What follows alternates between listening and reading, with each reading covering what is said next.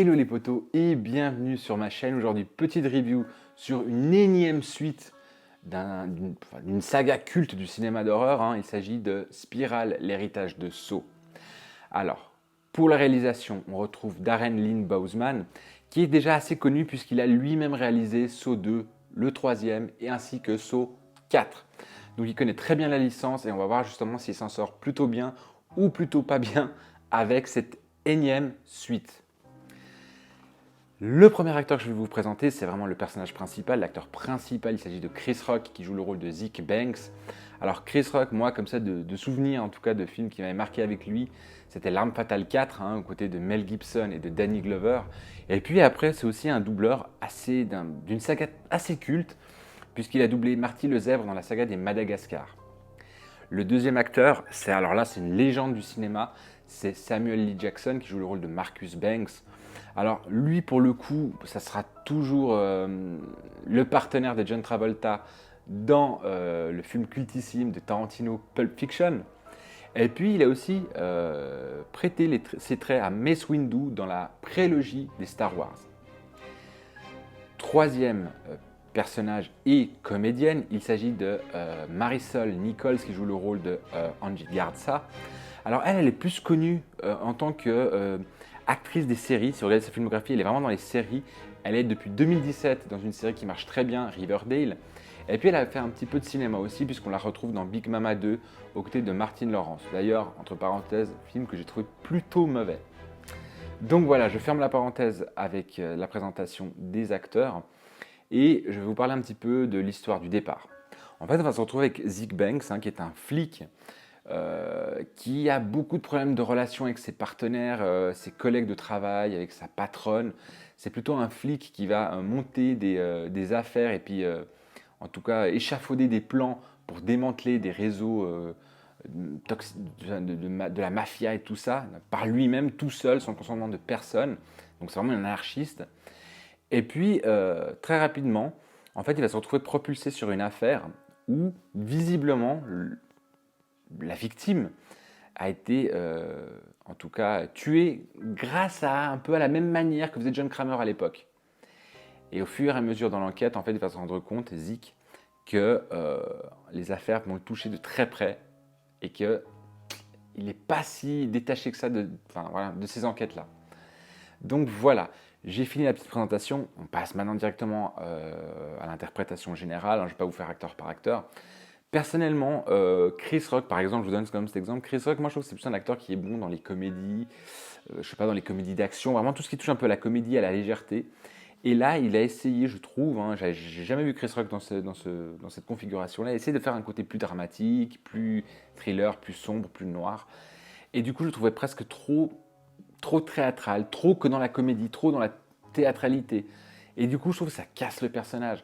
Je trouve qu'en général, les acteurs de ce film sont moyens, voire même moyen bas. Même Samuel L. Jackson, qui est un acteur qui touche à tout, à des thrillers, des drames, des comédies, de l'action, de tout ce que vous voulez.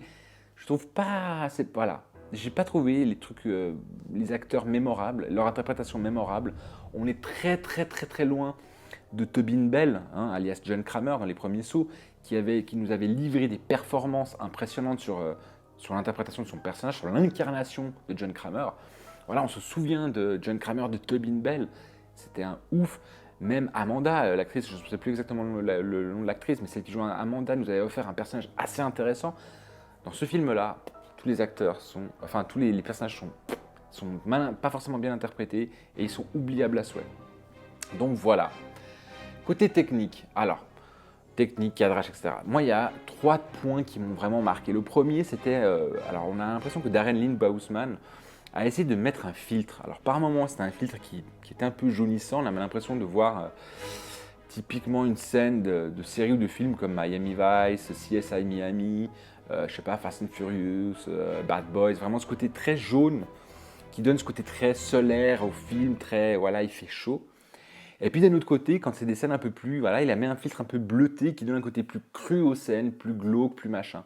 Il a essayé de jouer, montrer, de dire, là c'est un moment plus joyeux, en tout cas plus lumineux, et là c'est un côté plus cru.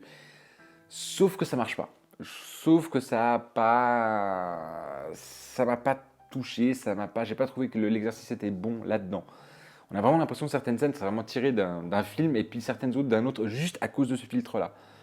Donc voilà, j'ai pas trouvé ça génial. Le deuxième point aussi que je voulais vous mettre en avant, c'était évidemment dans ce film, alors il est beaucoup moins glauque, mais par contre il n'en demeure pas moins gore, c'est les prothèses. C'est-à-dire, certaines prothèses, elles sont vraiment foirées, quoi. Il y a une prothèse dont j'ai souvenir que j'ai comme ça en tête, qui je trouvais vraiment foirée. C'était limite de la prothèse mauvaise, c'était la mauvaise qualité justement de maquillage FX et tout ça. J'ai pas trouvé ça génial.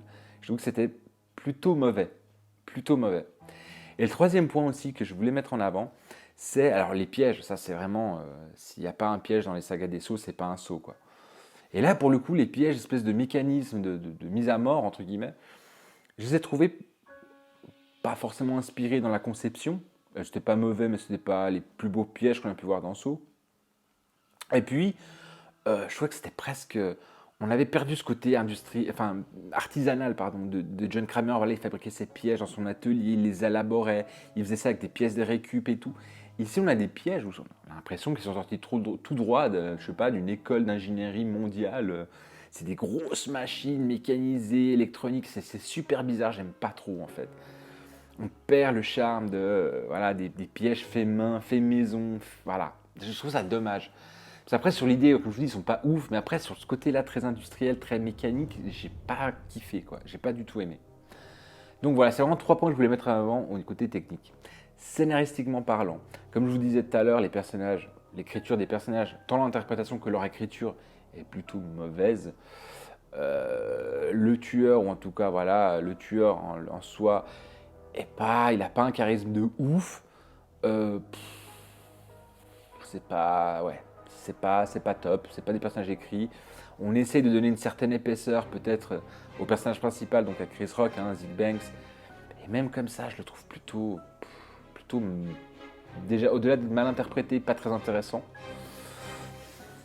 Ouais, j'ai pas trouvé. Les personnages n'étaient pas intéressants. Après, le scénario, en tout cas la partie enquête, la trame principale, pareil, je trouvais que c'était pas ouf. L'explication du pourquoi, hein, quand on comprend pourquoi le tueur agit comme ça, on se dit ah ouais quand même. Mais là même pas.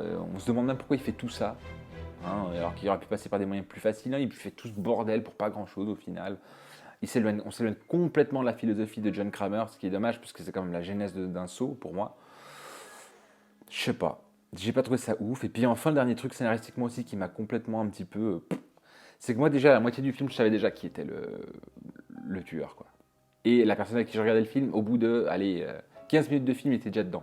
Il avait déjà dit, ouais, ça va être ce personnage. J'étais, ok. Et puis effectivement, à la moitié du film, je dis, bah ouais, t'as peut-être raison en fait. C'est sûrement ça. Et bah ça n'a pas raté, c'était ça.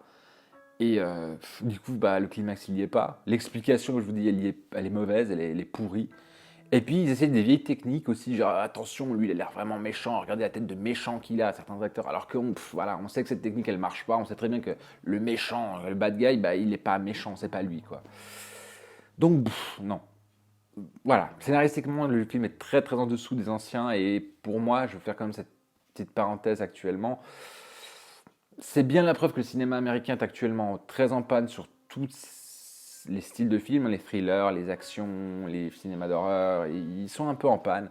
Ils essaient de faire des suites qui ne fonctionnent pas, des remakes qui sont plutôt mauvais. Voilà. Je trouve que le cinéma américain, là, il est en train de pédaler dans la semoule. Il ne sait pas trop quoi faire, quoi.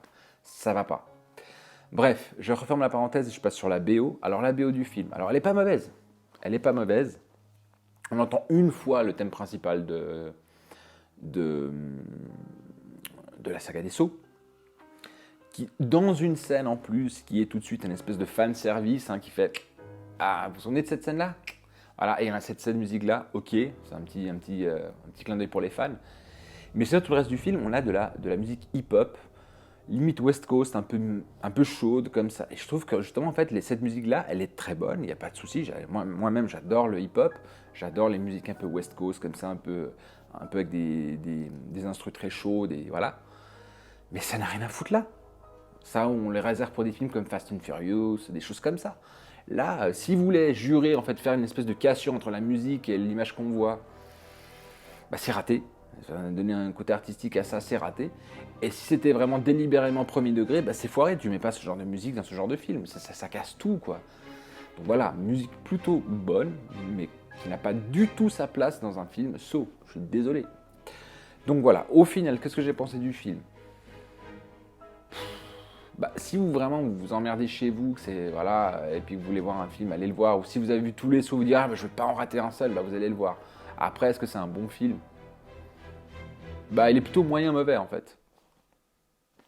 C'est loin d'être un indispensable de la série des sauts. C'est loin d'être un indispensable de la, enfin, je sais pas, du genre de cinéma d'horreur ou voilà glauque comme ça gore. C'est loin d'être un bon thriller, je sais pas. C'est pas, vous le voyez une fois, vous avez fait le tour quoi. Voilà. C'est un film largement passable et oubliable. Et puis si on le voit une fois, on n'en meurt pas, mais on va pas y retourner, c'est clair. Donc voilà pour ma petite review concernant ce film. J'espère qu'elle vous avait aimé.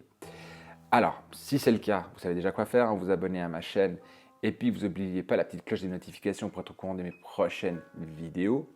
Vous avez aussi le petit pouce j'aime, ça aide toujours bien la chaîne. Et puis si vous avez des questions, des commentaires, des choses, si vous avez vu le film, vous voulez dire quelque chose par rapport au film, n'hésitez pas à le mettre dans les commentaires et j'y répondrai tout de suite.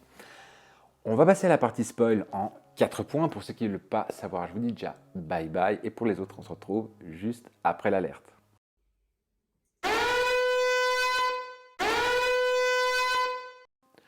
On se retrouve donc à la partie spoil en 4 points.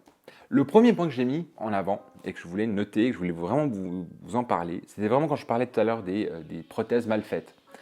Le premier meurtre qu'on voit, c'est vraiment un gars. En fait, je vous explique le système du piège. En fait, il a accroché une espèce de casque et puis en fait, il y a sa langue qui est prise par une espèce de tenaille ou ah non, c'est cloué. Pardon, c'est même pas, c'est cloué à l'intérieur. Il est sur une rame de métro, sur une chaise, et le seul moyen pour lui s'en sortir, c'est de se jeter de la chaise, de s'arracher la langue et de pouvoir éviter le métro qui arrive. Voilà, ça c'est la scène. Le seul truc, c'est que le gars, il a une langue, mais il a une langue comme ça, quoi, le gars. C'est pas une langue qu'il a, c'est un lézard, le mec, je sais pas, il a un truc mais énorme. On voit que la langue, elle joue pas. Vu la taille de l'étau qui tient sa langue, plus la vis, plus le morceau de langue qui dépasse, mais il a une langue comme ça. Il y a un problème, c'est pas du tout proportionné, c'est pas humain. Ça va pas, elle était vraiment mal faite. Je voyais le personnage, je me dis putain, mais comment il fait pour avoir une langue comme ça, le gars, c'est pas possible, il est déjà mort, ou la langue, elle est déjà arrachée. Enfin voilà, c'est des tas de choses comme ça allait pas. Le deuxième point que je voulais vous mettre en avant, c'est justement que je vous explique, Zik, c'est le flic un peu rebelle, il s'entend avec personne, il monte ses affaires lui tout seul, il démantèle des réseaux tout seul et tout. Et puis on va lui outorguer, lui donner, entre guillemets, un partenaire, hein, on va l'obliger à avoir un partenaire. Et direct, en fait, la personne à qui je regardais, il me fait « Ouais, c'est lui. » C'est vraiment le petit gars un peu fragile, un petit peu « Ouais, je suis timide. » Vraiment le gars, mais on sent que genre c'est le gars qui à la fin va faire volte-face, puis ça va être « Ouais, vous avez vu les gars, machin, c'est moi le méchant. » Mais direct, en fait, on le sent. Puis à côté, il y a d'autres collègues de travail où ils ont vraiment une tête de limite de truand, quoi. On sait que c'est pas eux. On sait clairement que c'est pas eux. Donc voilà, c'était déjà dès là, en fait, déjà mon pote, là, il sait déjà que c'était lui. Le troisième point spoil, c'est là justement où moi voilà, ça m'a confirmé ce que mon pote avait dit, c'est qu'en fait, on retrouve le partenaire de Zik suspendu et dépecé dans une boucherie. Il est complet, il n'y a plus de peau, il n'y a plus rien, on ne le reconnaît pas. Mais déjà, on voit déjà d'une que le gars n'a participé à aucun jeu de Jigsaw. Première chose bizarre. Deuxième chose bizarre, en fait, c'est que avec la peau dépecée de son partenaire, en fait, ils ont créé une espèce d'habit pour la nouvelle effigie, hein, qui n'est plus Billy, c'est une marionnette de cochon. En fait, le tueur a mis de la peau sur le petit cochon en bois et puis il a envoyé ça à Zik pour lui dire voilà, t'as vu, j'ai tué ton partenaire, regarde, c'est sa peau et tout, machin, il y a son tatouage. Ouais, sauf que lui, il a participé à aucun jeu, alors qu'on sait que Jigsaw fait participer des gens à des jeux qui leur permettent de survivre, mais moyennant paiement de leurs doigts, de je sais pas quoi. Et puis d'un autre côté, on sait que s'ils le font pas, ils meurent. Là, il a participé à aucun jeu. En plus, à aucun moment, on voit sa tête au partenaire. Donc on sait qu'en fait, il a simulé la mort de quelqu'un, il a tué quelqu'un, il lui a arraché la peau, il a dit ouais, c'est moi. Et voilà, il a juste envoyé un morceau de peau de son tatouage qu'il aurait eu là. Et puis en fait, c'est un tatouage qu'il a fait sur une autre victime. Enfin voilà.